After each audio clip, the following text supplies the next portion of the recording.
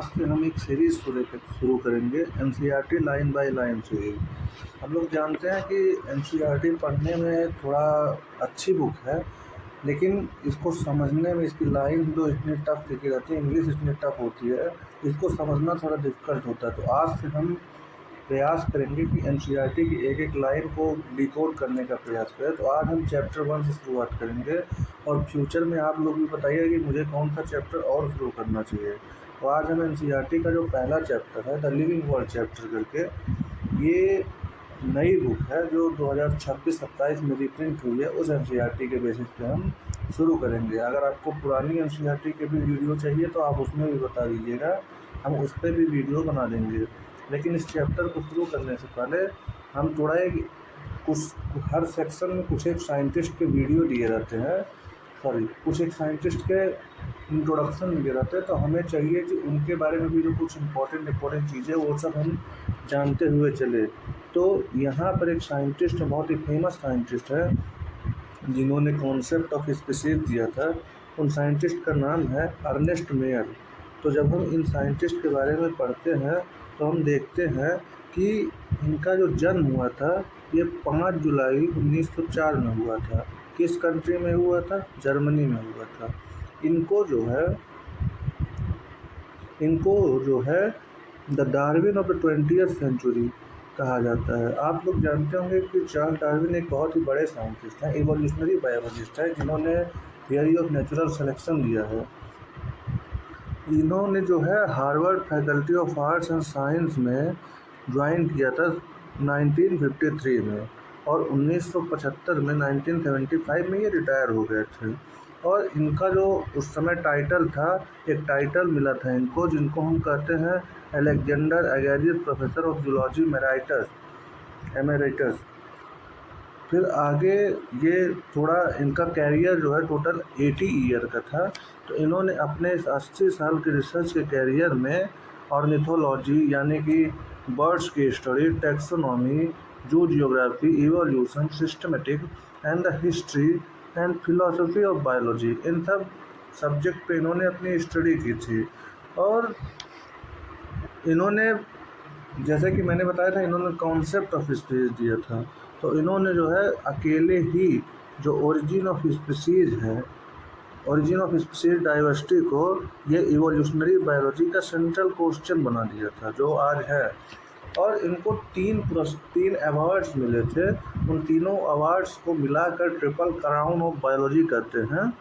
तो उन तीनों अवार्ड का नाम है द बेल्कन प्राइज़, बेल्जियन प्राइज़ 1983 में इन्हें मिला था। इंटरनेशनल प्राइज़ फॉर बायोलॉजी 1994 में मिला था। फिर कैफोर्ड अवार्ड 1999 में मिला था। 100 ईयर्स की एज में, अभी रिसेंटली कुछ साल पहले, नियर अबाउट 22 ईयर्स पहले, ये 100 साल की उम्र में ये मर गया। तो ये एक बहुत ही महान साइंटिस्ट थे। जैसा कि आप जानते हैं, ये इवोल्यूशनरी बायोलॉजिस्ट भी थे। पहला चैप्टर शुरू करते हैं एनसीईआरटी का। क्लास 11th की जो नई वाली एनसीईआरटी है, जो कि रिप्रिंट होकर 2026 और 2027 में आई है, इस बुक का पहला चैप्टर द लिविंग वर्ल्ड। पहले वाली बुक यानी कि जो ओल्ड एनसीईआरटी थी 2015-16 के आसपास जो चलती थी, उसका भी पहला चैप्टर द लिविंग वर्ल्ड था। बस थोड़ा सा डिफरेंस ये है दोनों बुक में कि कुछ पोर्शन इस चैप्टर का उस बुक से हटा दिया गया था। उसमें जैसे लिविंग वर्ड की डेफिनेशन दी गई थी कि लिविंग को हम कैसे डिफाइन कर सकते हैं। टोटल 5 क्राइटेरिया उसमें बताए गए थे। उसमें था ग्रोथ, था रिप्रोडक्शन, था मेटाबॉलिज्म, था कॉन्शियसनेस, था और इमर्जेंट प्रॉपर्टी थी। इनके बेसिस पर हम डिसाइड करते थे कि कौन सा defining property of living being है, किसको देखकर हम एग्जैक्टली बता सकते हैं कि लिविंग थिंग्स है या नहीं है। तो ये मैटर ऑफ डिस्कशन है। इस बुक को उस पोर्शन को इस चैप्टर से हटा दिया गया। हम इस चैप्टर को शुरू करते हैं। इस चैप्टर का नाम है द लिविंग वर्ल्ड। ये एनसीईआरटी का पहला चैप्टर है। ये नई वाली एनसीईआरटी जो है, इसका पहला चैप्टर है। और ओल्ड एनसीईआरटी में भी ये पहला चैप्टर था, लेकिन थोड़ा सा डिफरेंस ये है इन दोनों चैप्टर में कि कुछ पोर्शन जो है उस चैप्टर का यहाँ पर हटा दिया गया है। उसमें डिफाइन किया गया था कि व्हाट इज लिविंग और कैरेक्टरिस्टिक्स ऑफ लिविंग, की लिविंग थिंग्स या लिविंग थिंग्स के कैरेक्टरिस्टिक क्या है। तो अगर आप कहेंगे तो मैं उस पर एक सेपरेट वीडियो अलग से बना सकता हूँ। बाकी आइए इस चैप्टर को शुरू करते हैं। अब ये चैप्टर देखिए कहता क्या है। जैसा हम लोग जानते हैं कि ये वर्ड जो लिविंग वर्ड है वो बहुत ही ब्यूटीफुल है, तो यही कह रहा है कि लिविंग वर्ल्ड बहुत ही वंडरफुल है। इसमें बहुत सारे टाइप के लिविंग टाइप्स रहते हैं जो जिनकी वैरायटी बहुत ज़्यादा है, और अगर हम देखने जाएंगे तो बहुत ही अच्छे हैं ये सब। एक्स्ट्रा ऑर्डनरी हैबिटेट्स भी यहाँ पर रहता है। हैबिटेट्स वो प्लेस होता है जहाँ पर कोई एक जानवर रहता है, जैसे कि कुत्ते का हैबिटेट्स अलग होता है, बिल्ली का हैबिटेट्स अलग होता है, यहाँ तक कि रैट जिनको हम रोडेंट्स कहते हैं उनका हैबिटेट अलग होता है, मछली का हैबिटेट अलग होता है। तो अब मछलियों में भी कुछ मछलियाँ मरीन हैबिटेट्स में रहती हैं, कुछ मछलियाँ फ्रेश वाटर हैबिटेट में रहती हैं, तो ये सब का हैबिटेट अलग होता है। अब इस हैबिटेट्स में जैसे कि कोल्ड माउंटेन्स भी आ जाते हैं, डेसिडुअस फॉरेस्ट भी आ जाते हैं, यानी कि जो पतझड़ वन है, समुद्र भी आ जाते हैं, फ्रेश वाटर लेक्स भी आ जाती हैं, डेजर्ट्स आ जाते हैं, और स्प्रिंग आ जाते हैं। जब हम इन सब की वैरायटी को देखते हैं तो हम जैसे कि हम लोग भी कहते हैं ना कि हमारा देश बहुत डाइवर्सिफाइड है, क्योंकि हमारे देश के नॉर्थ में हिमालयाज है, साउथ में हमारे ओशियन है जिसको हम इंडस ओशन कहते हैं, ऐसे ही वेस्ट में भी माउंटेन्स है, हिमालयाज का एक्सटेंशन, ईस्ट में भी हिमालयाज का एक्सटेंशन है, वेस्ट में हमारे थार डेजर्ट्स है, बीच में भी हमारे यहाँ प्लेट्यू है। तो ये सब डाइवर्सिफाइड हैबिटेट है, बहुत ही वैरायटी के हैबिटेट है। तो एक ही देश में इतनी ज़्यादा डाइवर्सिटी है, तो ये सब हमें स्पीचलेस यानी कि ऑफुल एकदम हमें डिस्क्राइब नहीं कर सकते हम इसको, ये ऐसा हमें बना देती है। Beauty of A galloping horse. Galloping horse का मतलब जो आप लोग देखते होंगे घोड़ा उछल कूद करता है, और माइग्रेटिंग बर्ड्स जैसे कि हम लोग पढ़ते होंगे केवलादेव नेशनल पार्क में बहुत सारी माइग्रेटरी स्पीशीज आती हैं। वैली ऑफ द फ्लावर जैसे कि केरला की साइलेंट वैली हुई। Attacking sharks evokes of and deep sense of wonder. जो जैसे शार्क मछली जो है वो अटैक करती है, तो ये हमारे अंदर एक आश्चर्य उत्पन्न करती है। ये ecological conflicts and cooperation among members of population and among population of a community, or even the molecular traffic inside cell make us deeply reflect on what indeed is life। तो जो इकोलॉजिकल जैसे सब कुछ आपस में conflict भी करते हैं, कोऑपरेशन भी करते हैं, एक ही मेंबर्स, एक ही स्पीसीज के मेंबर्स कॉन्फ्लिक्ट भी करते हैं रहने के लिए, लेकिन एक साथ कोऑपरेशन भी करते हैं जिससे कि उनका जीवन साथ चल सके।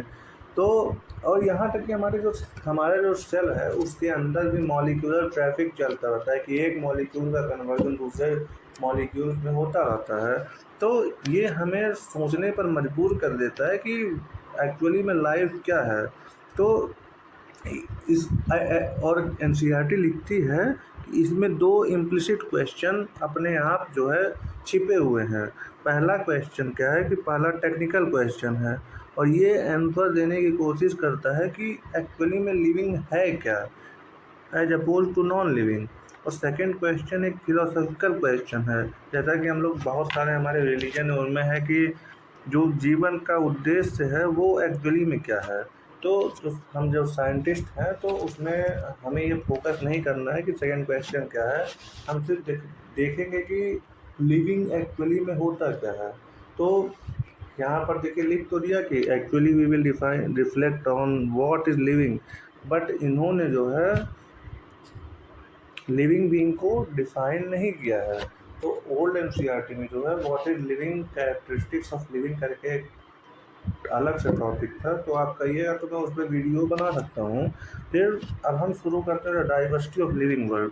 अगर हम अपने चारों तरफ देखते हैं तो बहुत सारे लार्ज वेराइटी ऑफ ऑर्गेनिज्म हमें दिखने को मिलते हैं, चाहे कि आपने घड़े में प्लांट देखा होगा, इंसेक्ट देखे होंगे, बर्ड्स देखे होंगे, अपने पालतू जानवर को देखा होगा, या अदर एनिमल्स एंड प्लांट्स को भी देखा होगा। तो वहाँ पर कुछ ऑर्गेनिज्म है जिसको आप नेकेड आई से नहीं देख सकते हैं, जैसे कि वो हमारी तरफ से, जैसे कि बैक्टीरिया हुआ, इन्हें आप नेकेड आई से नहीं देख सकते हैं। अगर आप अपना एरिया बढ़ाएंगे तो एरिया ऑफ ऑब्जर्वेशन जब आप बढ़ाएंगे, ये भी एक इकोलॉजी की लॉ है जिसके बारे में हम आगे पढ़ेंगे। अगर आप इन एरिया ऑफ जितना ज़्यादा आप एरिया बढ़ाएंगे देखने का, आप देखेंगे कि उतने ही वैरायटी के ऑर्गेनिज्म। अब जैसे अभी आप अपने घर के बाहर रहिए तो आपको कुछ जानवर दिखेंगे, लेकिन अभी आप थोड़ा और आगे बढ़िए तो हो सकता है आपको दो चार जानवर और दिख जाए, फिर और आगे जाएंगे तो और दो चार जानवर दिख जाएंगे। तो ऐसे ही हमारा एरिया ऑब्जर्वेशन बढ़ता है तो स्पीसीज की डाइवर्सिटी भी बढ़ती है। इसी वही लिखा है कि जो range and variety of organism that you see would increase. अगर आप एक डेंस फॉरेस्ट में जाएंगे, जैसे कि जो अमेजन के फॉरेस्ट हैं, एक डेंस फॉरेस्ट माने जाते हैं, ट्रॉपिकल एरिया में पाए जाते हैं, you would probably see a much greater number and kind of living organism. वहाँ पर बहुत ज़्यादा बायोडाइवर्सिटी है, तो वहाँ पर और ज़्यादा लिविंग वर्ल्ड ऑर्गेनिज्म देखने को मिलेंगे। Different kinds of plants animal और that you see represent species. अब जितने भी आप जहाँ, जैसे कुत्ता देखते हैं तो वो भी एक स्पीसीज है, बिल्ली देखते हैं वो भी एक स्पीसीज है, शेर देखते हैं वो भी एक स्पीसीज ही है। तो ये सब एक स्पीसीज को रिप्रेजेंट करते हैं। और एक एस्टिमेशन किया गया है कि जो टोटल नंबर ऑफ स्पीसीज है वो 1.7 से 1.8 मिलियन, यानी कि 17 लाख से 18 लाख के आसपास है। 1 मिलियन बराबर 10 लाख होता है। जब हम देखते हैं तो हम करते क्या है कि 1 मिलियन बराबर होता है 10 लाख। तो जब हम 1.7 मिलियन की बात करते हैं तो यानी कि ये टोटल अमाउंट होता है 17 लाख से 18 लाख, क्योंकि 1 मिलियन बराबर 10 लाख, तो 1.7 मिलियन बराबर 17 लाख, उसका 10 से मल्टीप्लाई कर देंगे। अब हमें यहाँ पर ये याद रखना चाहिए कि जैसे जैसे हम नए नए एरियाज़ को एक्सप्लोर करेंगे तो नए नए जानवर भी वहाँ पर दिखने शुरू हो जाएंगे। यहाँ पर बताया गया है पहले ही कि millions of plants and animals in the world. तो हम जानते हैं कि जो प्लांट्स एंड एनिमल्स हैं हमारे एरिया में, उनको हम लोकल लोकल नाम से जानते हैं। जैसे कि कहीं हम कुत्ता कह देंगे, कहीं हम बिल्ली कह देंगे, तो वो लोकल नेम जो है वो प्लेस टू प्लेस वेरी करते हैं, कंट्री टू कंट्री वेरी करते हैं, क्योंकि हर जगह की अपनी अपनी भाषा होती है, अपनी अपनी बोली होती है। तो अगर आप उसी नाम से एक एरिया से दूसरे एरिया में चले जाएंगे तो बात करने में बड़ी दिक्कत होती है। तो probably you will recognise the confusion that, आप जानते होंगे कन्फ्यूजन की आपके भी दिमाग में क्रिएट हो जाता होगा कि भाई किसी, जैसे कि बहुत सारी सब्जियां हैं, कहीं एरिया में कुछ और नाम से जानी जाती है, कहीं एरिया में कुछ और नाम से जानी, तो कन्फ्यूजन दिमाग में क्रिएट हो जाता है, तो हमें बात करने में थोड़ी दिक्कत होती है। तो इसीलिए वहाँ पर ज़रूरत होती है स्टैंडर्डाइज करने की, नेमिंग को उस पर्टिकुलर ऑर्गेनिज्म के, कि उसके नाम को पूरी दुनिया में सिर्फ एक ही नाम से जाना जाए। और इस प्रोसेस को हम नॉमेनक्लेचर कहते हैं। यहाँ पर देखिए लिखा, there is need to standardise the naming of living organisms that a particular organism is known by the same name all over the world. This process is called nomenclature. तो अगर हम nomenclature की definition देखें तो हम nomenclature को कैसे define कर सकते हैं? Standardizing the naming of living organism such that a particular organism is known by the same name all over the world. This process is called nomenclature. तो इस तरीके से हमें nomenclature की definition पता कर चल गई। अब ऑब्वियस सी बात है, किसी चीज़ का डिफाइन करना है, किसी चीज़ का नाम देना है, तो हमें उसके बारे में जानना पहचानना भी होगा कि एक्चुअल में उसको किस पहचानने का एक तरीका बताना होगा। तो नॉमेनक्लेचर और naming is only possible when the organism describe correctly, उस ऑर्गेनिज्म को करेक्ट रूप से डिस्क्राइब किया जाए। We know to what organism the name is, कि हम उस जिससे कि जान सके कि वो नाम किस ऑर्गेनिज्म से अटैच्ड है। इस प्रोसेस को हम आइडेंटिफिकेशन कहते हैं। तो यहाँ पर एक और डेफिनेशन हमें मिल गई कि naming is only possible, naming is only possible when the organism is described correctly and we know to what organism the name is attached to, this is called identification. तो ये आइडेंटिफिकेशन की definition मिल गई। अब हम आगे जब देखते हैं तो in order to facilitate the study number of scientist had establish. अब इन नाम को ऐसे ही नहीं कि अपने आप से जो है, जब वर्ल्ड लेवल पे कोई काम होता है, एक वर्ल्ड लेवल पे रिकॉग्नाइज संस्था बनती है, तो बहुत सारे साइंटिस्ट आपस में मिलकर बैठते हैं, एक standard set of procedure fix होता है कि इसके अकॉर्डिंग से हमें काम करना है। तो साइंटिस्ट ने बहुत सारे प्रोसीजर इस्टेब्लिश किए किसी नॉन ऑर्गेनिज्म को एक नाम देने का। तो ये सभी बायोलॉजिस्ट द्वारा एक्सेप्टेड होता है दुनिया भर में। ऐसा नहीं कि कोई नहीं मानेगा कोई मानेगा, ये कंसेंसस के साथ होता है, आपसी सहमति के साथ होता है। जैसे कि प्लांट्स के लिए साइंटिफिक नेम जो है कुछ एग्रीड प्रिंसिपल यानी कि कुछ सिद्धांत है, कुछ क्राइटेरिया है, उनके बेसिस पर बना है। और ये जो है बनाया जाता है, एक कोड है, उस कोड का नाम है international code for botanical nomenclature. अब आपको पूछ सकते होंगे कि जब प्लांट के लिए अब international code for botanical nomenclature है तो एनिमल्स के लिए कैसे बनता होगा? तो एनिमल के लिए भी एक international code for zoological nomenclature ये बना है। अब यहाँ पर एक कंफ्यूजन हो सकती है। यहाँ पर जब हम देखते हैं कि दोनों का फुल फॉर्म, तो यहाँ पर हम ICBN का फुल फॉर्म जब हम देखते हैं तो ICBN का फुल फॉर्म है international code for botanical nomenclature, और ICZN का फुल फॉर्म है international code of zoological nomenclature. तो हमें ये याद रखना होगा कि यहाँ पर ऑफ है और यहाँ पर फॉर है, और इस ऑफ और फॉर में बहुत कंफ्यूजन रहता है, तो इसे हमें याद करने के लिए थोड़ा फोकस करना होगा। द साइंटिफिक नेम इंश्योर, मतलब जो साइंटिफिक नेम है इंश्योर करता है कि उस ऑर्गेनिज्म का पूरी दुनिया में सिर्फ एक ही नाम हो। किसी भी ऑर्गेनिज्म का डिस्क्रिप्शन लोगों को इनेबल करता है किसी भी पार्ट में दुनिया के to arrive at the same name, उसको हम सेम। अब आप कहीं दूसरी जगह पे कुत्ता बोलेंगे तो हो सकता है कुछ दूसरा समझ ले। They also ensure that such name has not been use for any other, और ये भी ये जो स्टैंडर्डाइज नेम होते हैं ये इंश्योर करते हैं कि वो पर्टिकुलर नाम किसी दूसरे ऑर्गेनिज्म से एसोसिएट ना हो।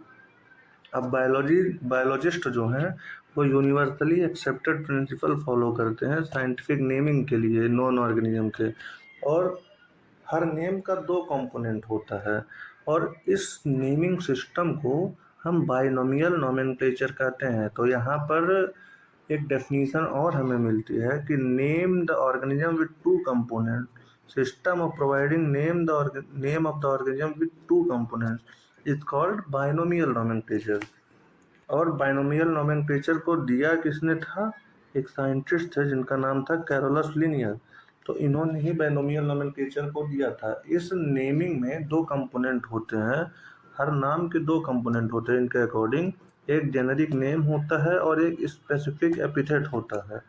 स्पेसिफिक एपिथेट को हम स्पीशीज भी कहते हैं, और ये जो है बहुत ही हर जगह प्रैक्टिस किया जाता है बायोलॉजिस्ट द्वारा इसी नेमिंग सिस्टम को, और ये बहुत ही कन्वीनियंट है। तो जब हम इसके बारे में पढ़ते हैं तो हम एक एग्जाम्पल लेते हैं मैंगो का। इसमें मैंगो ट्री का एग्जाम्पल लिया गया है। यहाँ पर एग्जाम्पल ऑफ मैंगो ट्री जो बाइनोमियल नोमेनक्लेचर को समझने के लिए एग्जाम्पल लिया गया। तो हम लोग जानते हैं कॉमन नेम मैंगो ट्री का मैंगीफेरा इंडिका। तो जो यहाँ पर मैंगीफेरा है ये रिप्रेजेंट करता है जीनस, और इंडिका जो है ये स्पेसिफिक एपिथेट या स्पीशीज डिनोट करता है। तो जो यूनिवर्सल रूल्स ऑफ नोमेनक्लेचर, जो अदर नेम रूल्स हैं, उसको हम इस तरीके से यहाँ पर दिया गया है, हम देख सकते हैं। तो बायोलॉजिकल नेम्स को जो है हमेशा लैटिन भाषा में ही लिखा जाता है, मतलब ये हमेशा लैटिन लैंग्वेज से डिराइव्ड होते हैं, क्योंकि लैटिन एक डेड लैंग्वेज है इसको बोलने वाले बहुत ही कम लोग दुनिया में बचे हुए, तो इसमें नए वर्ड आने की गुंजाइश थोड़ी कम रहती है। एंड रिटन इन इटैलिक्स, इनको लिखा इटैलिक्स में जाता है। इनको या तो लैटिनाइज किया जाता है तो लैटिन वर्ड से डिराइव किया जाता है। जो फर्स्ट वर्ड है बायोलॉजिकल नोमेनक्लेचर में वो जीनस, यहाँ पर भी हमने बताया जीनस इसको डिनोट करते हैं। जो सेकंड कंपोनेंट है उसको हम स्पेसिफिक एपिथेट कहते हैं। जो both the words in binomial biological name, जब उनको हाथ से लिखा जाता है तो उनको सेपरेटली अंडरलाइन किया जाता है, जिससे कि हम इंडिकेट कर सकें कि वो लैटिन ओरिजिन के हैं।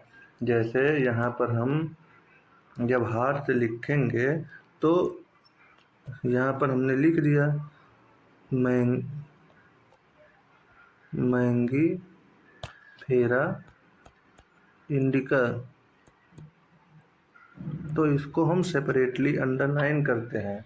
एक और नियम है कि जीनस का पहला लेटर हमेशा कैपिटल होगा और स्पीशीज का स्मॉल होगा। इनको लिखते समय हम लैटिन में ही लिखते हैं। अगर हाथ से लिख रहे हैं तो इनको सेपरेटली अंडरलाइन किया जाएगा। इसमें भी देखिए आप यहाँ पर लिख दिया गया कि the first word denoting the genus start with a capital letter while the specific epithet start with a small letter. It can be illustrated with the example of Mangifera indica। यहाँ पर भी इन्होंने दिखा दिया।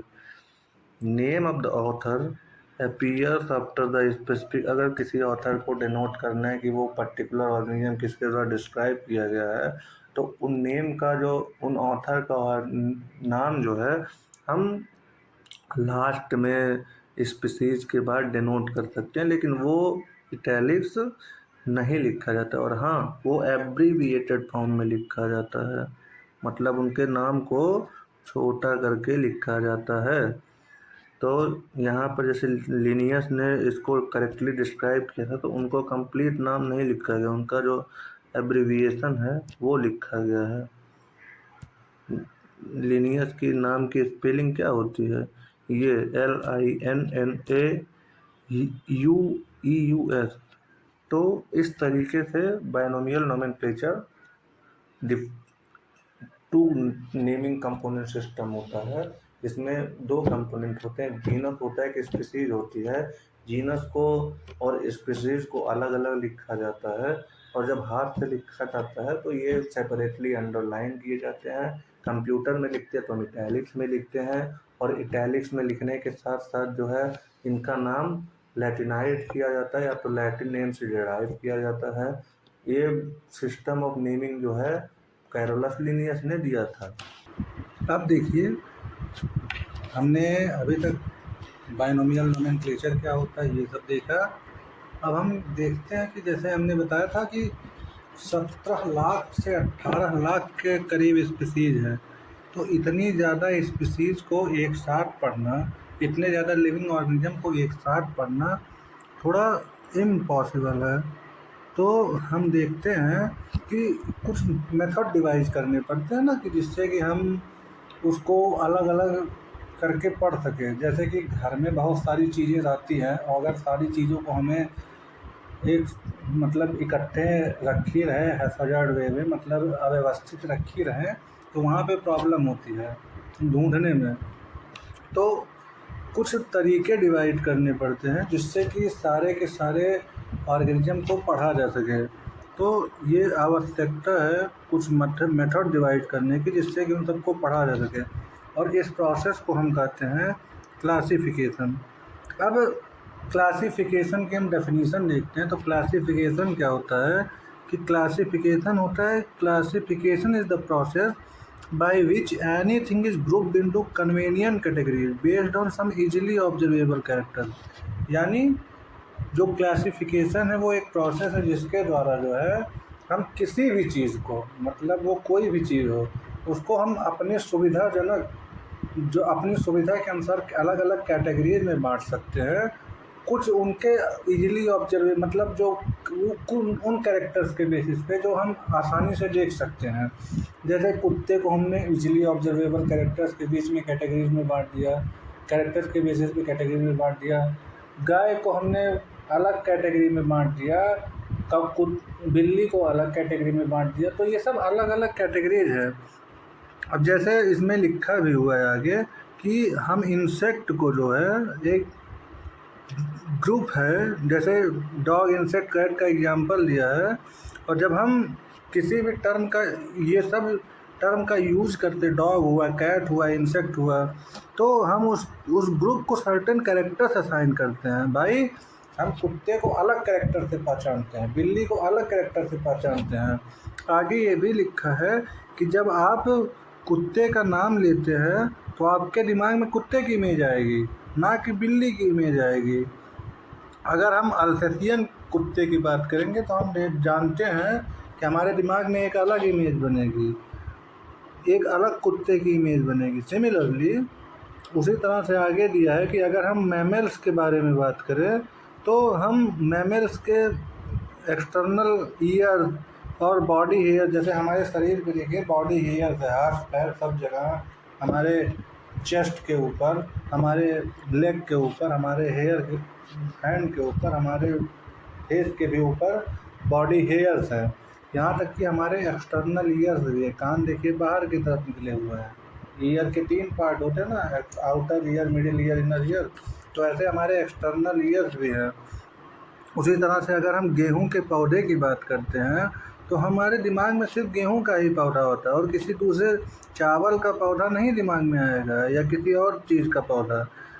तो हम अंत में ये कह सकते हैं कि ये जो डॉग है, कैट है, मैमल्स है, व्हीट है, राइस है, प्लांट है, एनिमल्स है, ये सब जो है कन्वीनियंट कैटेगरीज हैं। किसके लिए कन्वीनियंट कैटेगरीज हैं? टू स्टडी ऑर्गेनिज्म को पढ़ने के लिए हम कन्वीनियंट कैटेगरी, और इन कन्वीनियंट कैटेगरीज के लिए एक साइंटिफिक टर्म है। तो वो साइंटिफिक टर्म क्या है? उन कैटेगरीज को हम टैक्सा कहते हैं, साइंस के लैंग्वेज में उसे टैक्सा कहते हैं। तो हमें ये जानना पड़ेगा कि टैक्सा जो है वो अलग अलग लेवल्स पे भी कैटेगरीज को डिनोट कर सकती है। जैसे कि एनिमल्स, डॉग्स, ये सब के सब टैक्सा है, एनिमल, डॉग, प्लांट, कैट, ये सब के सब जितने भी नाम हम ले रहे हैं, व्हीट हुआ, राइस हुआ, ये सब टैक्सा है। तो कुछ कैरेक्टर्स के बेसिस पे जो है अब हम जो ये प्रोसेस है जिसमें कुछ कैरेक्टर्स के बेसिस पे लिविंग ऑर्गेनिज्म को अलग अलग कैटेगरीज में बांटते हैं, यानी कि अलग अलग टैक्सा में बांटते हैं, इस प्रोसेस को हम टैक्सोनॉमी कहते हैं। तो लिखा है based on characteristics all living organism can be classified into different taxa, this process is called taxonomy. अब इस टैक्सोनॉमी में क्या क्या यूज होता है? एक्सटर्नल एंड इंटरनल स्ट्रक्चर, यानी कि मॉर्फोलॉजी एंड एनाटॉमी। हम बाहर से दिखने में कैसे हैं, हमारे 2 आँख हैं, 2 कान हैं, नाक है, मुंह है, हाथ है, पैर है, ये एक्सटर्नल फीचर्स है। हमारे अंदर लंग्स है, किडनी है, ये हमारा इंटरनल स्ट्रक्चर है।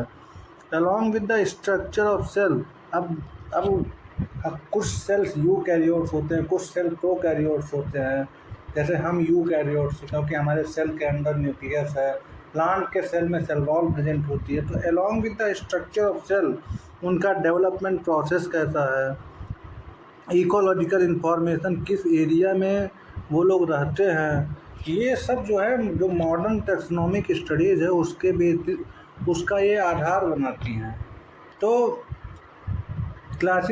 टैक्सोनॉमी का देखिए आप यहाँ पे जब ध्यान से देखेंगे तो लिखा हुआ है characterisation, identification, classification and nomenclature. ये 4 प्रोसेसेस जो हैं ये टैक्सोनॉमी के बेसिस हैं, ये टैक्सोनॉमिक का आधारभूत तत्व है। तो इन चारों के बेसिस पर जो है हम टैक्सोनॉमी, यानी कि जो ये प्रोसेस है टैक्सोनॉमिकल प्रोसेस, इसको हम कंप्लीट करते हैं। टैक्सोनॉमी ह्यूमन बीइंग्स के लिए नया नहीं है। हम लोग जानते हैं कि पुराने समय से ही जो है ह्यूमन बीइंग्स अलग अलग अपनी सुविधानुसार अलग अलग चीज़ को अलग अलग कैटेगरीज में क्लासीफाई करते हैं हमारे यूज़ के बेसिस पर।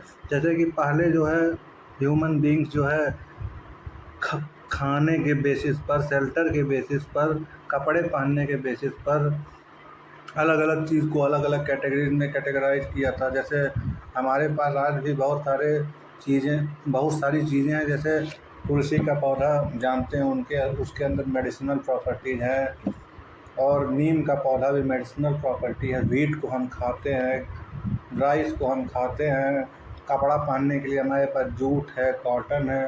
तो ये सब हमने कैटेगरीज के बेस, अलग अलग कैरेक्टर्स के बेसिस पे उनको कैटेगराइज किया। तो ये भी एक टैक्सोनॉमिकल प्रोसेस ही हम इसको कर सकते हैं। तो हम ये कह सकते हैं कि जो अर्लीस्ट क्लासिफिकेशन था, ये वेरियस ऑर्गेनिज्म के यूज के बेसिस पर था। हमने अपनी ज़रूरत के आधार पर उसको क्लासीफाई किया, और अलग बहुत पहले से ही जो ह्यूमन बीइंग्स है वो अलग अलग ऑर्गेनिज्म के बारे में जानने में सिर्फ इंटरेस्टेड नहीं है, न उनके बल्कि ये भी जानना चाहते हैं कि उनके बीच का रिलेशनशिप कैसा है। तो वो प्रोसेस, वो ब्रांच ऑफ बायोलॉजी, बायो की वो ब्रांच जो अलग अलग ऑर्गेनिज्म के रिलेशन के बारे में पढ़ती है, उस ब्रांच को हम क्या कहते हैं? सिस्टमेटिक्स कहते हैं। सिस्टमेटिक्स के अंदर से टैक्सोनॉमी भी आती है, और सिस्टमेटिक्स वर्ड किस लैटिन वर्ड से डिराइव किया गया है? उस लैटिन वर्ड का नाम है सिस्टेमा। सिस्टेमा का मतलब होता है सिस्टमेटिक अरेंजमेंट ऑफ ऑर्गेनिज्म। हम यहाँ पे ऑर्गेनिज्म को सिस्टमेटिकली ही तो अरेंज कर रहे हैं। और एक बहुत ही बड़े वैज्ञानिक थे, कैरोलस लिनियर, यहाँ पे आप उनका नाम पढ़ सकते हैं, इन्होंने बाइनोमियल नोमेनक्लेचर दिया था। उन्होंने एक बुक लिखी थी, उस बुक का नाम उन्होंने रखा था सिस्टेमा नेचुरी। द स्कोप, बाद में सिस्टमेटिक्स का स्कोप, पहले हम इंटर रिलेशन देखने के लिए करते थे, बाद में इसका स्कोप इनलार्ज किया गया, और इसमें अब हम आइडेंटिफिकेशन, नोमेनक्लेचर और क्लासिफिकेशन तीनों पढ़ते हैं। अब हमने टैक्सा की बात की, तो और अब तो इवोल्यूशनरी रिलेशनशिप भी अकाउंट में लिया जाता है। पहले हम सिर्फ वो कैसे एक दूसरे से रिलेट करते फंक्शनल बेसिस पर, उसको देखते, लेकिन अब उसमें इवोल्यूशनरी रिलेशनशिप भी देखा जाने लगा। तो हमने अभी तक nomenclature, classification, taxonomy, taxonomic categories, इन सब के बारे में पढ़ा। अब हम देखते हैं कि टैक्सोनॉमिक कैटेगरीज असल में होती क्या है। तो जो क्लासिफिकेशन है, ये क्लासिफिकेशन एक सिंगल स्टेप प्रोसेस नहीं है, बल्कि इनमें हियरार्की ऑफ स्टेप्स इन्वॉल्व होते हैं। अब हियरार्की ऑफ स्टेप से मतलब क्या है कि जैसे एक स्टेप सबसे ऊपर, उसके नीचे दूसरा स्टेप, उसके नीचे तीसरा स्टेप, तो इन अलग अलग स्टेप्स में क्लासिफिकेशन होता है। तो जो हियरार्की ऑफ स्टेप है, जो हर एक स्टेप है, उन हर एक स्टेप को हम कैटेगरीज करते हैं। सिंस द कैटेगरी, अब जो कैटेगरीज हैं वो ओवरऑल टैक्सोनॉमिक अरेंजमेंट का एक पार्ट है, तो इसीलिए उन कैटेगरीज को हम टैक्सोनॉमिक कैटेगरी कहते हैं। और ये कैटेगरी को जब हम एक साथ मिलाएंगे तो उसको हम टैक्सोनॉमिक हियरार्की कहते हैं। अब इसको समझने के लिए जैसे अलग अलग सीढ़ियाँ होती हैं, एक सीढ़ी, दूसरी सीढ़ी, तीसरी सीढ़ी, चौथी सीढ़ी, पाँचवीं सीढ़ी, तो ऐसे सबसे नीचे एक सीढ़ी, सबसे ऊपर एक सीढ़ी, तो अलग अलग कैटेगरीज अलग अलग स्टेप पे होती है। तो उन स्टेप को हम टैक्सोनॉमिक कैटेगरीज कहते हैं। अब हम आगे देखते हैं कि हर कैटेगरी जो है एक यूनिट होती है क्लासिफिकेशन की। अबे जितनी भी कैटेगरी, चाहे ये हो, चाहे ये हो, चाहे ये हो, चाहे ये कैटेगरी हो, चाहे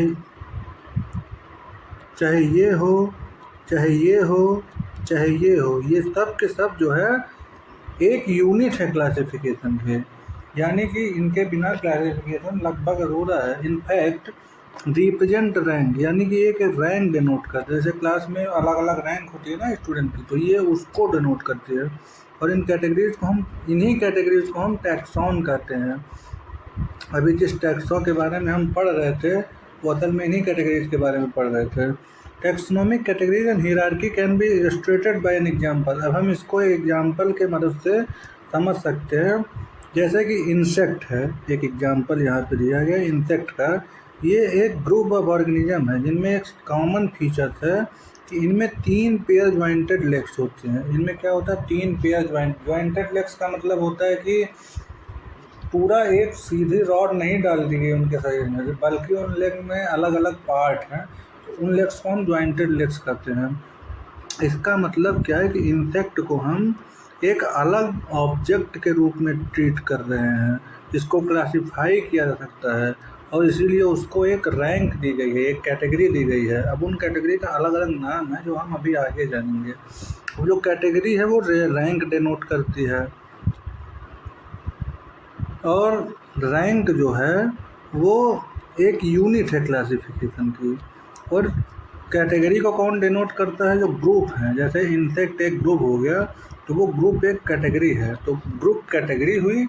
ग्रुप एक कैटेगरी को बहुत सारे इंसेक्ट को मिलाया गया तो एक ग्रुप बना, तो उन ग्रुप को हम इंसेक्ट कहें। वो इंसेक्ट एक टैक्सोनॉमिक कैटेगरी है, वो कैटेगरी एक रैंक है, अलग अलग रैंक, जैसे species, genus, phylum, order, class, family, phylum, kingdom, तो ये अलग अलग रैंक है। तो ये फर्दर डिनोट्स रैंक, और हर रैंक जो है एक यूनिट ऑफ क्लासिफिकेशन है। और ये एक अलग अलग कैटेगरी जो है वो डिस्टिंक्ट बायोलॉजिकल एंटिटीज है, ना कि मॉर्फोलॉजिकल एग्रीगेट होता है। ये अपने आप में इंडिपेंडेंट है, यानी कि वो अपने आप में सफिशिएंट, जैसे हम इंसेक्ट जब पढ़ते हैं तो इंसेक्ट सफिशिएंट नॉलेज देता है कि इंसेक्ट एक्चुअल में होते क्या हैं। तो जितने भी ऑर्गेनिज्म हैं वो अलग अलग कॉमन, उन सबको जब मिलाया गया तो कुछ कॉमन कैटेगरीज मिलती हैं। उन कैटेगरीज को हम किंगडम कहते हैं। तो जैसे पूरे इंसेक्ट हुए, एनिमल हुआ, डॉग हुआ, इंसेक्ट हुए, यहाँ तक कि कोई भी जो एनिमल है उसको जब हम एक कैटेगरी में बांटते हैं तो एक कॉमन किंगडम बनता है, उस किंगडम को हम एनिमलिया कहते हैं। ऐसे व्हीट हुआ, सरगम हुआ, यानी कि जौ हुआ, राई हुआ, बाजरा हुआ, धान हुआ, गेहूँ हुआ, इन सबको, गुलाब का फूल हुआ, गुड़हल का फूल हुआ, इन सबको एक जब मिलाते हैं तो एक कॉमन कैटेगरी बनती है। उस कॉमन कैटेगरी का नाम क्या है? Plant kingdom. ऐसे ही एनिमल की कैटेगरी को एनिमल किंगडम कहते हैं, यानी एनिमलिया कहते हैं। फिर उसका रैंक आता है फाइलम। किंगडम को फर्दर बांटा गया फाइलम में या डिवीज़न में। डिवीज़न प्लांट्स के लिए यूज करते हैं, फाइलम एनिमल के लिए। फिर क्लास हुआ, फाइलम को डिवाइड किया क्लास में, क्लास को डिवाइड किया ऑर्डर में, ऑर्डर को फैमिली में। हर फैमिली में एक जीनस होता है, हर जीनस की अलग अलग स्पीसीज होती है, जैसे पैंथेरा लियो और पैंथेरा टिग्रिस। पैंथेरा यहाँ जीनस है, लेकिन लॉयन की स्पीसीज है, यानी स्पेसिफिक एपिथेट लियो होगा।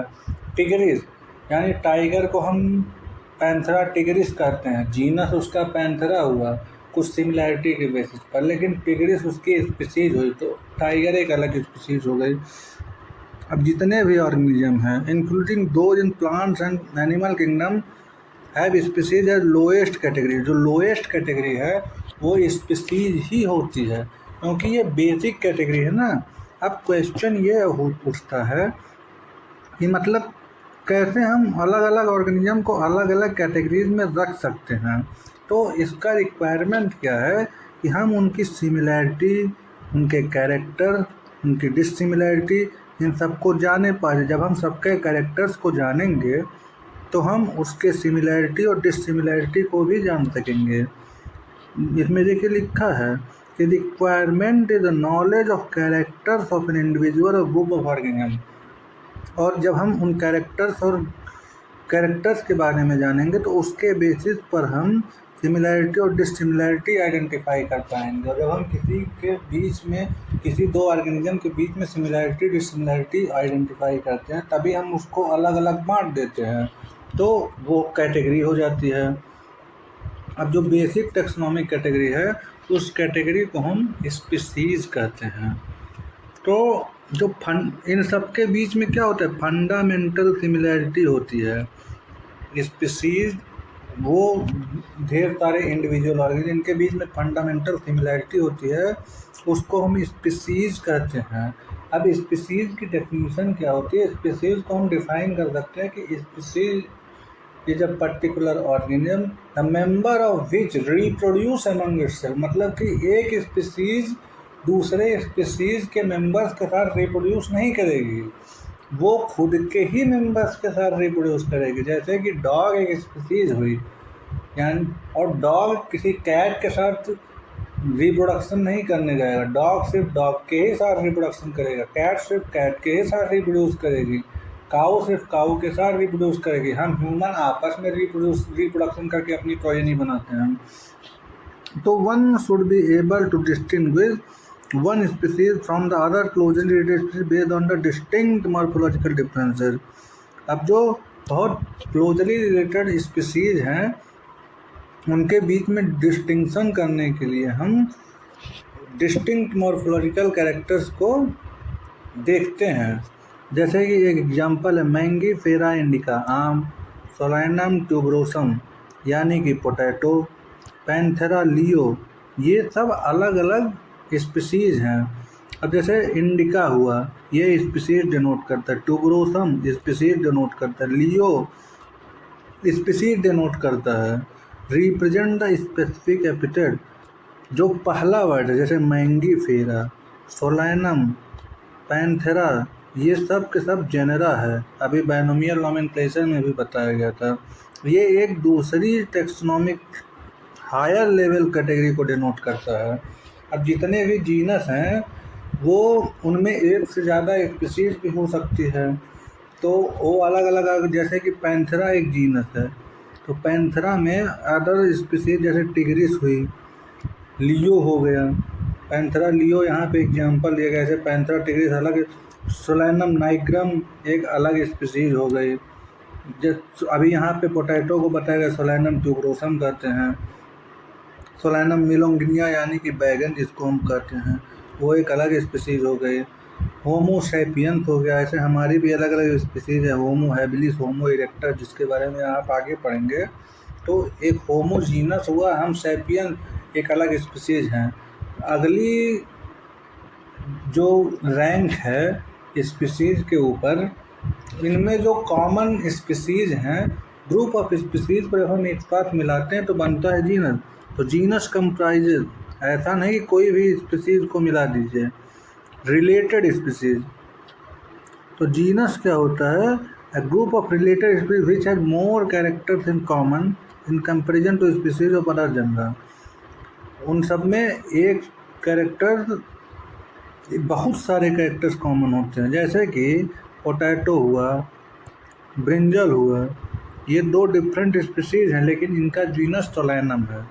लायन हुआ, लेपर्ड हुआ, टाइगर हुआ, panthera tigris, panthera leo, panthera pardus, इन सब का अलग अलग स्पीसीज तो है लेकिन जीनस सेम है क्योंकि इनमें कुछ कॉमन फीचर्स हैं और ये एक जीनस रिप्रेजेंट करते हैं। उस जीनस का नाम क्या है? पैंथेरा।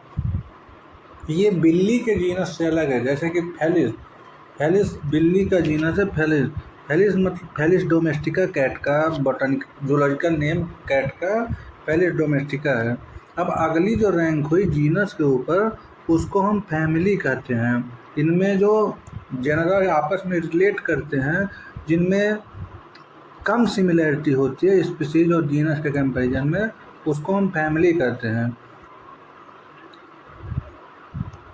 अब देखिए, जो जीनस होता है उसको हम, स्पीसीज को हम रिप्रोडक्टिव कैरेक्टर्स के बेसिस पे क्लासिफाई करते हैं। जीनस को भी हम लगभग रिप्रोडक्टिव और वेजिटेटिव कैरेक्टर्स के बेसिस पर डिवाइड करते हैं। लेकिन जो फैमिलीज हैं उनको कैरेक्टराइज किया जाता है both vegetative and reproductive features of the plant. Vegetative features का मतलब होता है कि वो दिखने में कैसा है, जैसे प्लांट है वो आपस में दिखने में कैसा है। तो अब जैसे प्लांट की लीफ है तो प्लांट की लीफ जो है कि बैगन की लीफ थोड़ी अलग दिखती है लेकिन पोटैटो की लीफ थोड़ी अलग दिखती है। तो इस बेसिस पर हम क्लासिफाई करते हैं। और रिप्रोडक्टिव फीचर क्या होता है कि जैसे जो आपस में वो पॉलन का एक्सचेंज कर सकते हैं कि नहीं, तो गैमेट एक्सचेंज उनमें हो सकता है कि नहीं, आपस में रिप्रोड्यूस कर सकते हैं कि ये रिप्रोडक्टिव फीचर्स होता है। तो plant for example tree general, जैसे कि सोलैनम हुआ, पिट्यूनिया और डटूरा हुआ, इन सबको एक फैमिली में रखा गया है। सोलेनेसी, डटूरा मतलब धतूरा हो गया, पिट्यूनिया एल्बा एक पीले कलर का फ्लावर होता है, सोलैनम जो है solanum nigrum, solanum tuberosum, solanum melongena, solanum tuberosum हुआ आलू, सोलेनम मेलोनिया हुआ बैगन, धैतुरा स्ट्रामोनियम यानी धतूरा, जो बहुत लोग जानते भी होंगे। अब एनिमल्स में जो है, जो genus panthera, panthera leo, panthera pardus, इन सबको हम एक फैमिली में अलॉन्ग विथ कैट क्लासिफाई करते हैं, फैमिली फेलिडेई। हम देखते होंगे बिल्ली के, आपने कहीं बिल्ली को बैठा हुआ देखा होगा तो देखा होगा कि बिल्ली चलती फिरती लगभग उसका जो भी फीचर्स हैं वो इन टाइगर से मिलता जुलता है या कैट से मिलता जुलता है। इसीलिए कैट फैमिली में ही टाइगर्स को रखा जाता है। कैट को छोटी कैट और इन सबको बिग कैट कहते हैं। अगर आप features of cat and dog देखते हैं तो उनमें कुछ सिमिलरिटी है, कुछ डिफरेंसेस भी है। तो इसीलिए उनको दो अलग अलग फैमिली में बांट दिया गया। कैट की फैमिली है फेलिडेई और डॉग की फैमिली है कैनिडेई। यहाँ पर डॉग की फैमिली का नाम दिया, डॉग की फैमिली कैनिडेई, कैट की फैमिली फेलिडेई। अब जो अगला जो रैंक है टैक्सोनॉमी कैटेगरी का, उसको हम ऑर्डर करते हैं। तो इन सबको नंबर ऑफ सिमिलर के, तो ऑर्डर क्या होता है कि order and other higher categories are identified on the based of aggregate of character. ऐसा नहीं कि इनको खाली कुछ सिमिलरिटी के बेसिस पर बहुत सारे कैरेक्टर्स को एक साथ मिला लिया गया, तो इनको हम उस बेसिस पर क्लासिफाई कर देते हैं नई कैटेगरी, जिसको हम ऑर्डर करते हैं। एक हायर कैटेगरी है, इसमें फैमिली का असेंबलेज होता है, जो एक बहुत कम सिमिलर कैरेक्टर्स इनके बीच में होते हैं as compare to the species, genus and family. इसमें देखिए लिखा similar characters are less in number as compare to different gender included in a family. तो प्लांट, जैसे कि एक फैमिली का नाम दिया गया कन्वोल्वुलेसी और सोलेनेसी, ये दोनों एक फैमिली है। सोलेनेसी फैमिली जो है वो फैमिली है पोटैटो वाली, और कन्वोल्वुलेसी एक अलग फैमिली है। इनको एक ऑर्डर में रखा गया है, उस ऑर्डर का नाम है पॉलीमोनियल। ये इम्पोर्टेंट क्वेश्चन हो सकता है आपके किसी भी ऑब्जेक्टिव एग्जाम में, अगर आप देंगे तो कन्वोल्वुलेसी और सोलेनेसी को हम एक ऑर्डर, जिसको हम पॉलीमोनियल्स कहते हैं, और किस बेसिस पर क्लासिफाई करते हैं, फ्लोरल कैरेक्टर्स के बेसिस पर। फ्लोरल कैरेक्टर्स का मतलब फ्लावर दिखने में कैसे हैं, तो इस बेसिस पर हम अलग ऑर्डर में उसको। ऐसे ही एनिमल जो है, जो मांस खाते हैं, उनको हम जैसे कैनिडेई और फेलिडेई है, ये इनको एक ऑर्डर में बांटा गया है जिसको हम कार्निवोरा कहते हैं। इसीलिए हम इनको कार्निवोर्स भी कहते हैं। जैसे बिल्ली को हम कार्निवोर्स कहते हैं, यानी कि जो मांस खाते हैं, और कुत्ता भी कार्निवोर्स है, जो लायन है वो भी कार्निवोर्स है, टाइगर है वो भी कार्निवोर्स है। अब जो अगली टैक्सोनॉमी कैटेगरी है उसको हम क्लास करते हैं, और इनमें जो ऑर्डर आपस में रिलेटेड होते हैं उसको रखा जाता है। तो यही लिखा है कैटेगरी इंक्लूड रिलेटेड ऑर्डर। जैसे कि हमारा ऑर्डर प्राइमेटा, इसमें जो है मंकी, गोरिल्ला, गिबन और placed in class Mammalia along with other carnivora that includes animal like tiger, cat, dog.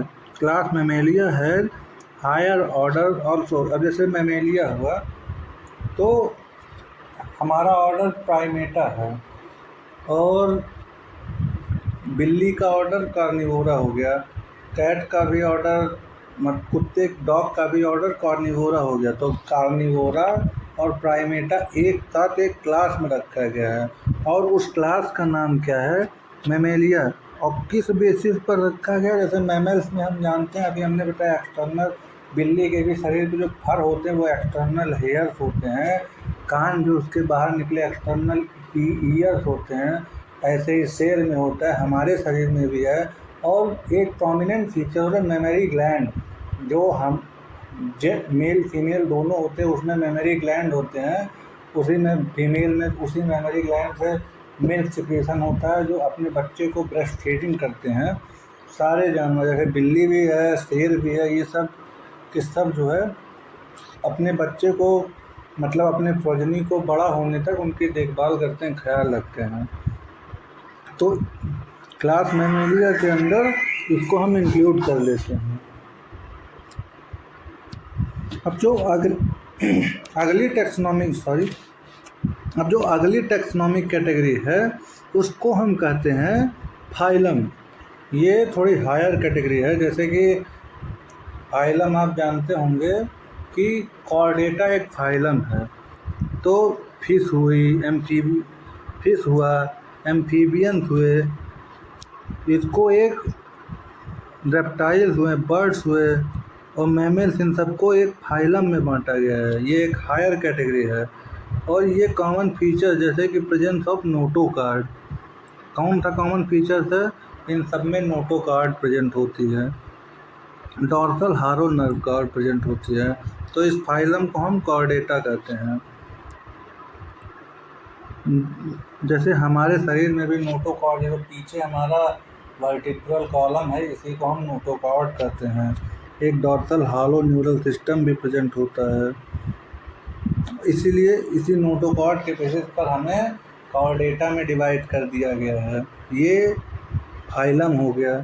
अब जो प्लांट है, प्लांट के केस में इसको हम, इसमें देखिए हमने बताया था, in case of plant classes with few similar characters assign to a higher category, जिसको हम डिवीजन कहते हैं। अब प्लांट में भी बहुत सारे डिवीजन है, जैसे हम लोग आगे पढ़ेंगे अभी अगले चैप्टर में, जैसे कि ब्रायोफाइट, जिम्नोस्पर्म, टेरिडोफाइट, एंजियोस्पर्म, ये सब अलग अलग फाइलम है या डिवीजन है प्लांट के, हम कह सकते हैं। अब इन सारे के सारे अभी हमने पढ़ा, सबको एक कॉमन कैटेगरी में कॉमन कैटेगरी में डिवाइड नहीं किया गया, कॉमन कैटेगरी में एक साथ मिला दिया गया है, जो एक हायर कैटेगरी है। All animal belonging to various phyla, जितने भी फाइलम हैं, जैसे एनिमल में वेरियस फाइलम है, प्रोटोजोआ, पोरीफेरा, सिलेंट्रेटा से लेकर पूरे कॉर्डेटा तक चले जाता है। ऐसे ही प्लांट में भी वेरियस फाइलम है, जैसे कि एल्गी, ब्रायोफाइट, जिम्नोस्पर्म, एंजियोस्पर्म, इन सबको मिलाया गया तो एक हाईएस्ट कैटेगरी बनी, जिसको हम किंगडम कहते हैं। तो एनिमल के किंगडम को हम क्या कहेंगे? एनिमेलिया कहेंगे। ये एक हाईएस्ट कैटेगरी है। एनिमल के किंगडम को एनिमेलिया कहेंगे और प्लांट के किंगडम को हम प्लांटी कहेंगे। और इनमें भी कुछ डिफरेंसेस होता है, जैसे कि एनिमल में सेल वॉल नहीं प्रेजेंट होती है, प्लांट में सेल वॉल प्रेजेंट होती है। तो लेकिन कुछ कैरेक्टर, सारे कैरेक्टर्स नहीं कॉमन होते हैं। तो henceforth we will refer to these two groups as animal and plant kingdom. इसीलिए अब ये कह रहे हैं कि आगे हम इनको एनिमल और प्लांट किंगडम में ही बांटेंगे। तो taxonomic category from species to kingdom, अब यहाँ पर असेंडिंग ऑर्डर में देखिए बांटा गया है। मतलब जो हमने बताया नहीं था कि कैटेगरी फर्दर डिनोट्स रैंक, तो ये एक रैंक हो गई स्पीशीज, एक रैंक जीनस हो गया, एक रैंक फैमिली हो गई, एक ऑर्डर, एक क्लास, एक फाइलम, एक किंगडम। तो बेसिक जो यूनिट ऑफ क्लासिफिकेशन, ये सब के सब आपस में यूनिट हैं, चाहे स्पीशीज हो, चाहे जीनस हो, चाहे फैमिली हो, चाहे ऑर्डर हो, ये सब के सब यूनिट हैं ये। और इसी को हम हियरार्की कहते हैं, इसी को हम टैक्सोनॉमिक हियरार्की कहते हैं। हियरार्की ऑफ कैटेगरी है ना, देखिए एक दूसरे से रिलेटेड है, एक के ऊपर अगली हायर कैटेगरी है, उसके ऊपर अगली हायर कैटेगरी है। तो बेसिक, ये सबसे बेसिक, इसमें सिमिलैरिटी सबसे ज़्यादा होगी। बेसिक फैमिली में सबसे ज़्यादा सिमिलैरिटी स्पीशीज में होगी और सबसे कम सिमिलैरिटी किंगडम में होगी। हम आगे अभी पढ़ेंगे इसके बारे में। तो हम देखते हैं कि look at the hierarchy in figure 1.1। अब can you recall the basis of arrangement, क्या आप अरेंजमेंट का बेसिस रिकॉल कर सकते हैं?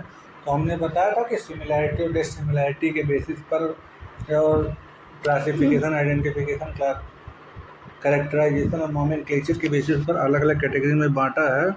तो हम जब as we go higher from species to the kingdom, the number of common character goes on decreasing. तो जो नंबर ऑफ कॉमन कैरेक्टर्स है वो घटते जाएंगे। सबसे ज़्यादा कॉमन कैरेक्टर स्पीशीज में होते हैं, सबसे कम किंगडम में होते हैं। और जब हम ऊपर से नीचे आएंगे तो कॉमन कैरेक्टर्स बढ़ते जाएंगे। लोअर द टैक्सा मोर और the characteristic that members with in a taxa share. यही वो कह रहा है कि नीचे से ऊपर जाएंगे तो कॉमन कैरेक्टर घटते जाएंगे, ऊपर से नीचे आएंगे तो कॉमन कैरेक्टर बढ़ते जाएंगे। Higher the character category greater is the difficulty of determining the relationship to other text. जितनी ऊंची मतलब जितनी हायर कैटेगरी होगी उतने ही कम चांस, उतने ही ज़्यादा हमें डिफ़िकल्टी होगी एक दूसरे में सिमिलैरिटी सेम लेवल पे आइडेंटिफाई करने में। और क्योंकि भाई हमें उनके बहुत कम कॉमन कैरेक्टर्स में, अब जैसे एनिमल और प्लांट को डिस्टिंग्विश करने में काफ़ी डिफ़िकल्टी होती है, आगे आप पढ़ेंगे इसके बेसिस में। And the problem classification become more complex. तो यहाँ तक जो है एक टेक्सोनॉमिक कैटेगरीज का एग्जाम्पल है, एनसीईआरटी भी वही लिखती है। Higher the category greater is the difficulty of determining relationship to other taxa at the same level. उसी लेवल के अदर टैक्सा के साथ रिलेशनशिप आइडेंटिफाई करना थोड़ा डिफ़िकल्ट होता है। अब एक एग्जांपल यहाँ पे एक टेबल के साथ दिया हुआ है।